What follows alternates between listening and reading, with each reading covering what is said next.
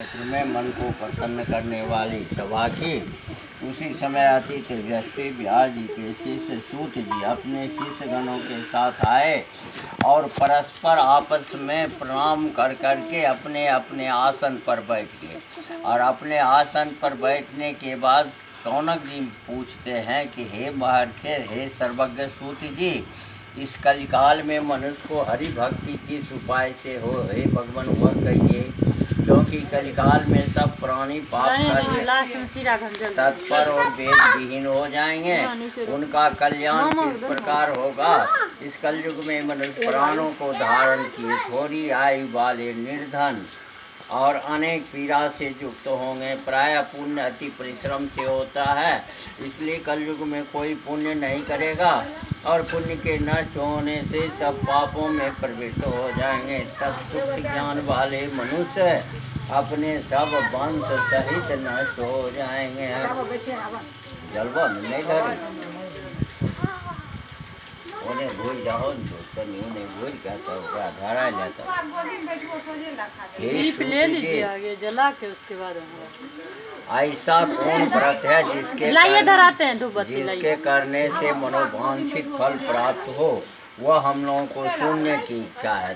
कहते हैं, हे मुनिश्रेष्ठ, आप वेद वेदांत के ज्ञाता हैं, आप जैसा दूसरा कोई वक्ता नहीं दिखता, क्योंकि श्री वेद व्यास जी के आप शिष्य हैं। सूत जी कहते हैं कि हे मुनिश्रेष्ठ, तुम धन्य हो, तो वह वैष्णवों में अग्रगण्य हो, कारण कि सब प्राणियों का तुम सदैव हित चाहते हो। हे शौनक, सुनो, मैं आपसे उस उत्तम व्रत को कहूँगा जिस व्रत को नारद जी ने लक्ष्मीपति भगवान से पूछा था और जिस प्रकार भगवान ने नारद जी से कहा। इति प्रथमो अध्याय बोल दी सत्यनारायण भगवान की जय।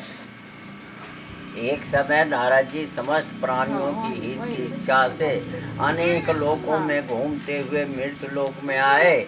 यहाँ उन्होंने देखा कि सब प्राणी अनेक पीड़ाओं से युक्त और अनेक जोनियों में उत्पन्न होकर पाप कर्म से दुख पा रहे हैं।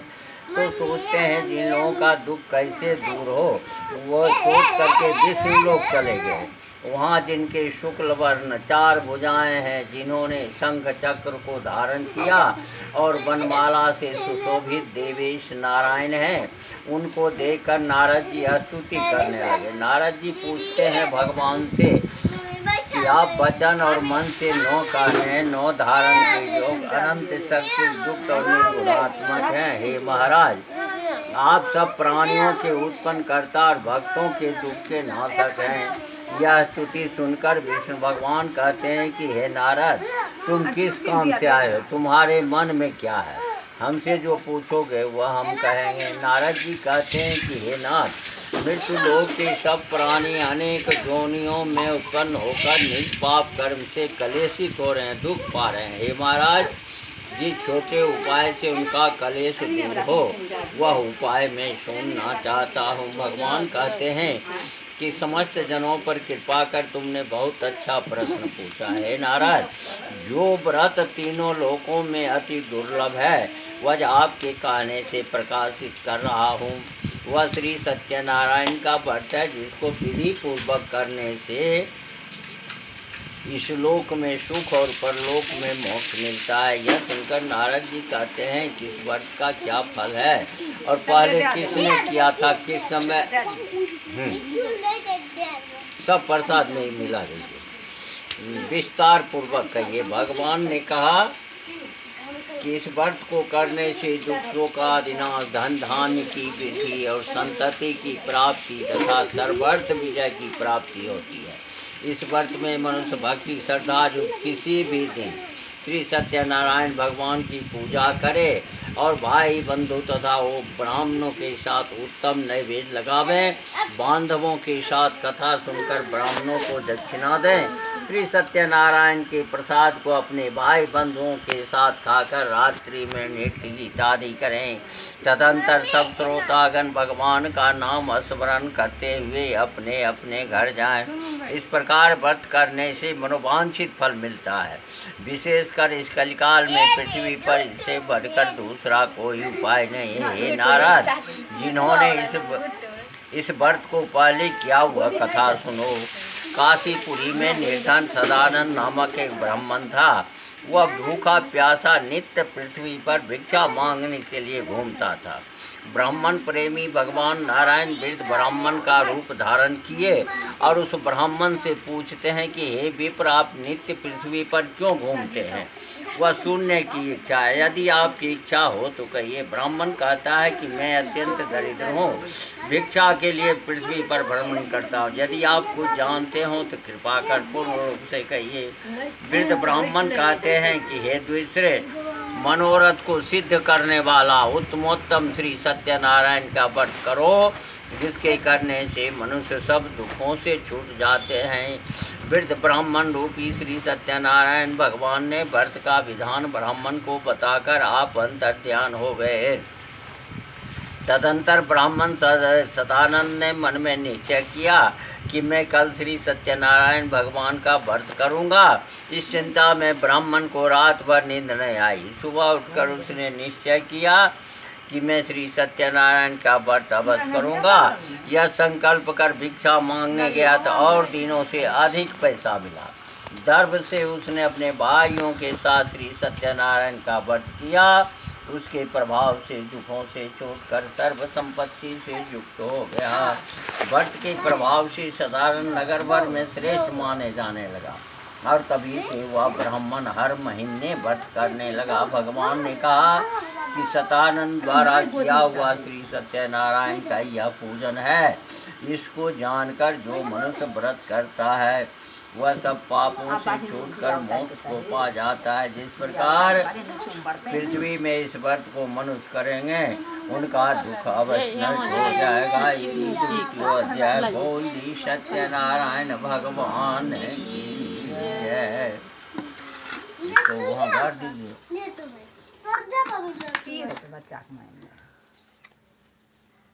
सूर्य कहते हैं कि हो सोनक, विष्णु भगवान ने जिस तरह कहा था वह तुमसे मैंने कहा, दूसरी बात जो है वह पूछो। तो सोनक जी कहते हैं कि उस ब्राह्मण के बाद इस व्रत को किसने किया वह सुनने की इच्छा है। तो सूर्य जी कहते हैं कि हे मुनियों, जिसने व्रत को किया वह सुनिए। एक समय निर्धर्मानुसार जिन बांधवों के साथ व्रत को करने का उद्यत हुआ, उसी समय एक लकड़हारा वहाँ आया। भूख प्यास से पीड़ित काश के भार को बाहर में रख ब्राह्मण से पूछता है कि आप क्या करते हैं, कि इसका क्या फल होता है, वह विस्तार पूर्वक कहिए। ब्राह्मण कहता है कि मनोरथ को देने वाला, दुख और शोक को नाश करने वाला तथा सिद्धि को देने वाला यह श्री सत्यनारायण का व्रत है, जिसके प्रसाद से यह धन धान्य आदि प्राप्त हुआ है। यह सुनकर लकड़हारा प्रसन्न हो प्रसाद को खाकर लकड़ी बेचने से और मन में सोचता है कि लकड़ी बेचने से जो दर प्राप्त होगा उसी से मैं सत्यदेव के उत्तम व्रत को अवश्य करूँगा। ऐसा मन में विचार कर उसने लकड़ी को सिर पर रख जहाँ धनी लोग रहते थे उस नगर में बेचने चला गया। लकड़हारा को उस दिन और दिनों से दूना दर प्राप्त हुआ। वह केले का फल, शक्कर, दूध, घी सबको लेकर के अपने भाई बंधुओं को बुलाकर विधि से श्री सत्यनारायण का व्रत किया। उस व्रत के प्रभाव से लकड़हारा धनपुत्र से युक्त हो गया। इस लोक में सुख पाकर अंत में सत्यदेव को लोक को गया। हे मुनिगण, मैं और कथा कहता हूँ, उसको सुनिए। इति तृतीयो अध्याय बोल दी सत्यनारायण भगवान की जय। सूर्य कहते हैं कि राजाओं में श्रेष्ठ उल्का मुख नामक एक जितेंद्रिय राजा था। वह सदैव देव मंदिर जाया करता था और भगवान का पूजा किया करता था। उसी समय वहाँ एक धन से परिपूर्ण नाव के साथ वहाँ एक बनिया आया। वाणिज्य के लिए बहुत धन से परिपूर्ण नाव को नदी के तीर पर लगाकर वह तट पर उतर गया और राजा को व्रत करता हुआ देख नम्रता से पूछने लगा। बनिया कहता है कि हे राजन, आप यह क्या करते हैं, वह हमसे भक्ति पूर्वक कहिए, सुनने की इच्छा है। राजा कहता है कि हे बनिया, ये अति तेजस्वी विष्णु भगवान का पूजन है, जो अपने बांधवों के साथ पुत्रादि प्राप्त की इच्छा से किया जाता है। तब बनिया नमस्कार कर कहता है कि हे राजन, इस व्रत को मुझसे कहिए या मैं भी करूँगा, कारण कि मेरे भी संतान नहीं है, इस व्रत से अवश्य होगी।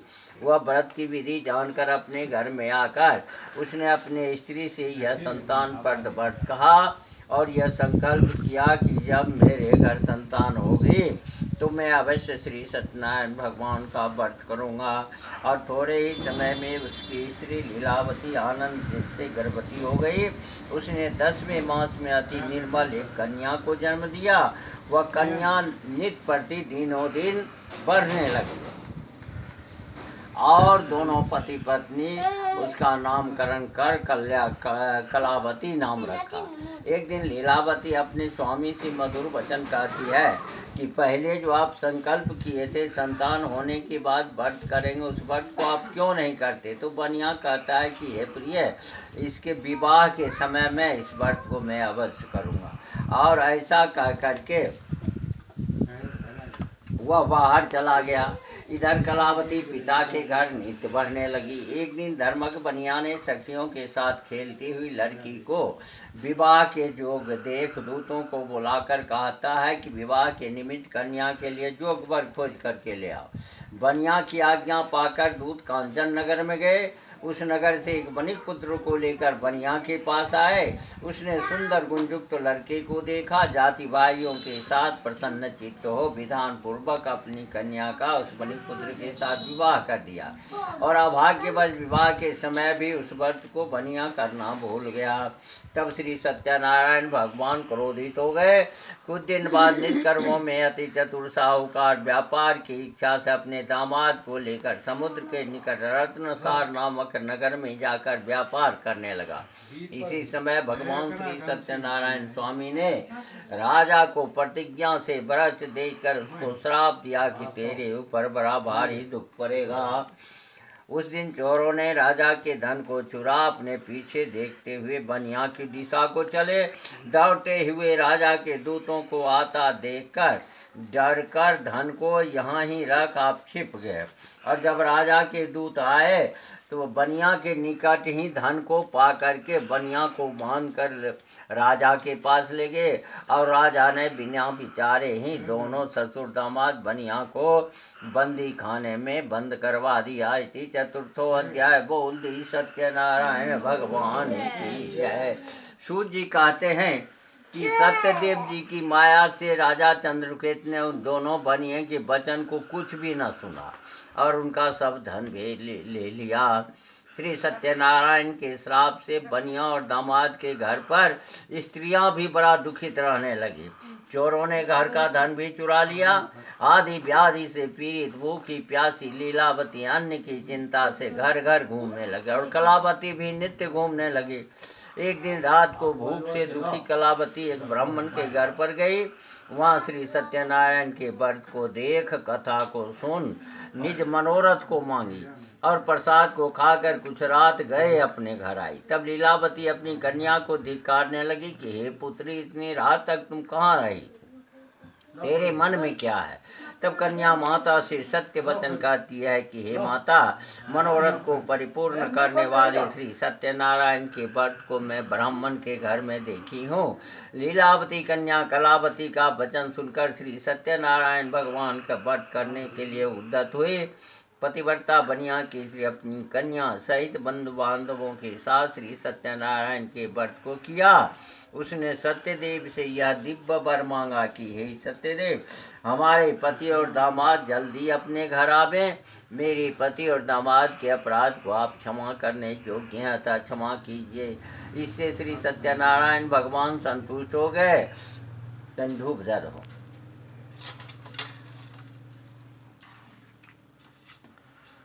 और चंद्रकेतु राजा को स्वप्न दिखाया कि हे राजन, कल सवेरे ही दोनों सज्जन बनियों को छोड़ देना और उनका धन भी जो तुमने लिया है वह दे देना, नहीं तो हम धन पुत्र के सहित तेरा राज नष्ट कर देंगे। यह बात राजा से कहकर भगवान प्रभु अंतर ध्यान हो गए।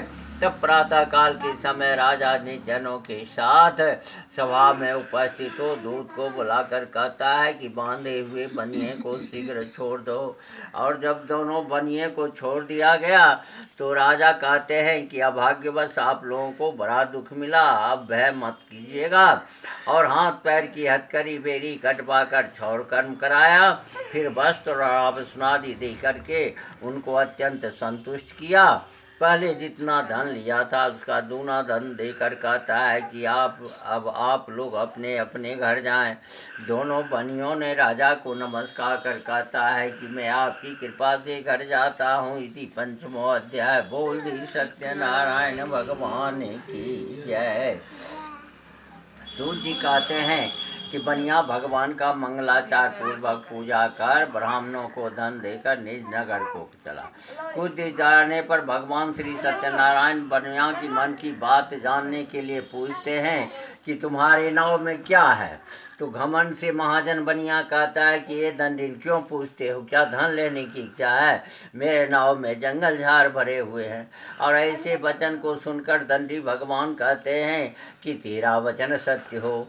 ऐसा कहकर आप नदी किनारे बैठ गए और दंडी के चले जाने पर नित्य क्रिया कर जब नाव को ऊपर उठा हुआ देखता है तो साधु को आश्चर्य हुआ। उसने नाव में जाकर देखता है तो सही में उसके नाव में जंगल झाड़ ही भरे हुए हैं। तब तो वो मूर्छा को प्राप्त हो भूमि पर गिर गया और सचेत होने पर चिंता करने लगा। बनिया से दामाद कहता है कि व्यर्थ में शोक क्यों करते, वही दंडी महाराज ने आपको श्राप दिया है, वही सब कुछ कर सकते हैं, इसमें संशय नहीं है। इसलिए उन्हीं के शरण में चलें क्योंकि मनोरथ उन्हीं से सिद्ध होगा। बनिया दामाद के वचन सुनकर दंडी के पास गया और दंडी को प्रणाम कर भक्ति से देखकर आदर युक्त वचन कहता है कि जो मैंने आपसे कहा था उस अपराध को आप क्षमा कीजिए। यह कहकर बारंबार नमस्कार कर शोकाकुल हो गया। तब दंडी उसको रोते हुए देख कर कहते हैं कि रो मत, मेरे वचन को सुन। तू मेरी पूजा से सदा मुँह फेरे रहता है और मेरी इच्छा से हे दुर्बुद्धे तुझे बारंबार दुख मिला है। यह वचन सुनकर बनिया स्तुति करने लगा। बनिया कहता है कि हे भगवान, आपकी माया से मोहित ब्रह्मादि देवता भी आपके बड़े अद्भुत गुण रूप को नहीं जानते। आपकी माया से मोहित मैं मूढ़ आपको कैसे जान सकता हूँ। अतः हमारे ऊपर प्रसन्न हो जाइए। मैं तथा विभव विस्तार से अब आपका पूजन करूँगा। मैं आपके शरणागत हूँ, मुझे पहले वाला धन दे दीजिए। उसके भक्ति युक्त वचन सुनकर भगवान संतुष्ट हो गए और मनोवांछित वर देकर वहीं अंतर ध्यान हो गए। बनिया नाव को परिपूर्ण धन से परिपूर्ण देखकर उस पर चढ़ गया। सत्यदेव भगवान की कृपा से मनोरथ पूर्ण हुआ। यह बात अपने स्वजनों से कहा। यथा विधि पूजन कर सत्यदेव की कृपा से बड़ा हर्षित हुआ और अपने नगर को चला। नगर के निकट आने के बाद दूत को अपने घर पर खबर करने के लिए भेजता है। तो दूत जाकर के बनिया की धर्मपत्नी को देख प्रणाम कर कहता है कि ग्राम के निकट दामाद सहित साहूकार बहुत से इष्ट मित्र और धन के साथ आ गए हैं। दूत के मुख से ऐसा वचन सुनकर बनिया की स्त्री बड़ा हर्षित हुई। सत्यदेव का पूजन कर अपनी कन्या से कहने लगी कि मैं तो जाती हूँ, तुम भी शीघ्र व्रत समाप्त करके चले आओ। लड़की इस प्रकार का वचन सुनकर जल्दी से व्रत समाप्त किया और भूल बस प्रसाद को बिना खाए पहले पति को देखने चली गई। इससे सत्यदेव भगवान क्रोधित होकर उसके पति को नाव सहित अदृश्य कर दिया। कलावती कन्या अपने पति को नहीं देखकर बड़े शोक से रोती हुई भूमि पर गिर पड़ी और नाव चलाने वाले भी चिंता करने लगे कि अभी अभी नाव कैसे इसी क्षण अलक्षित हो गया है। न जाने किस देवता के अनादर से नौका जल में नहीं दिख रही है। और कलावती भी पति की पादुका लेकर सती होने की इच्छा करने लगी। कन्या का यह चरित्र देखकर धर्मज्ञ बनिया स्त्री के साथ अत्यंत शोक से युक्त होकर विचार करने लगा कि मैं सत्यदेव की माया से बारंबार चला गया हूँ। अब यथा विभव श्री सत्यनारायण भगवान का पूजन करूँगा। इस प्रकार सबको बुलाकर कहने लगा और पृथ्वी पर गिरकर साष्टांग दंडवत किया। इसी पर दीनों के पालन करने वाले भगवान श्री सत्यनारायण संतुष्ट हो गए। भक्त वत्सल सतदेव जी की कृपा से आकाशवाणी हुई कि तुम्हारी कन्या प्रसाद को त्याग कर पहले पति को देखने चली गई। इसी कारण इसका पति अदृश्य हो गया है। यदि वह पुनः घर जाकर प्रसाद को भक्षण करके आएगी तब पति को निसंदेह पाएगी।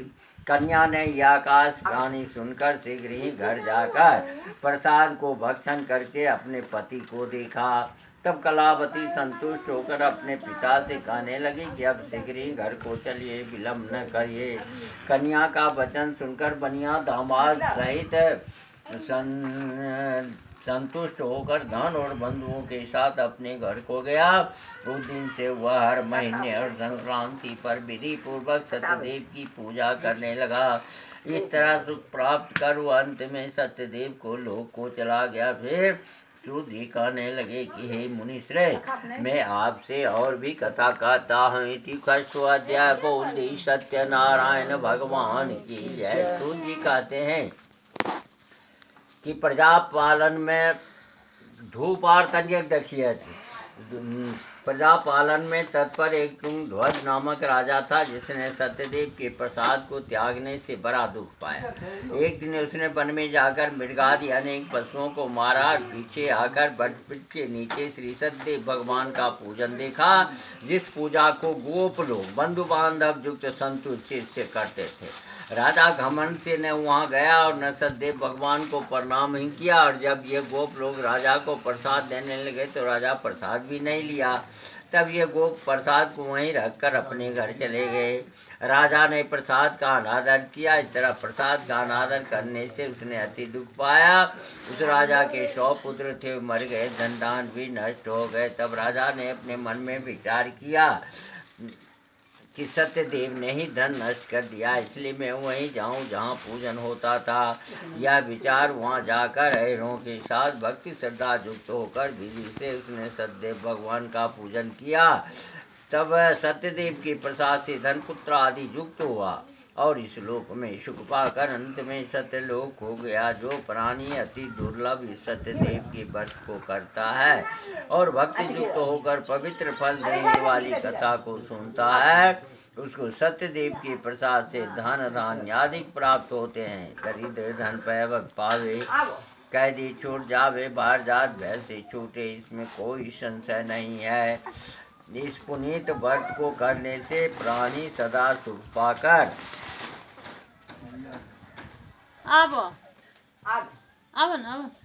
अंत में सत्यदेव को लोक हो जाता है। सूर्य कहते हैं कि ये विप्रो, मैंने श्री सत्यनारायण भगवान के व्रत लोगों को आपसे कहा, जिसके करने से मनुष्य सब दुखों से छूट जाता है। विशेषकर सत्यदेव की पूजा कलिकाल में फल देने वाली है। उन्हीं को कोई काल, कोई सत्य, कोई परमेश्वर, कोई सत्यनारायण, कोई सत्यदेव कहेंगे। सत्य रूपी विष्णु सनातन कलयुग में अनेक रूप धारण कर सबको वांछित फल देने वाले होंगे। हे मुनिश्रेय, जो प्राणी इसको पढ़ता या सुनता है उसके संपूर्ण पाप सत्यदेव के प्रसाद से नष्ट हो जाते हैं, इसमें कुछ भी संशय नहीं है। इति 7वां अध्याय बोल दी सत्यनारायण भगवान की जय।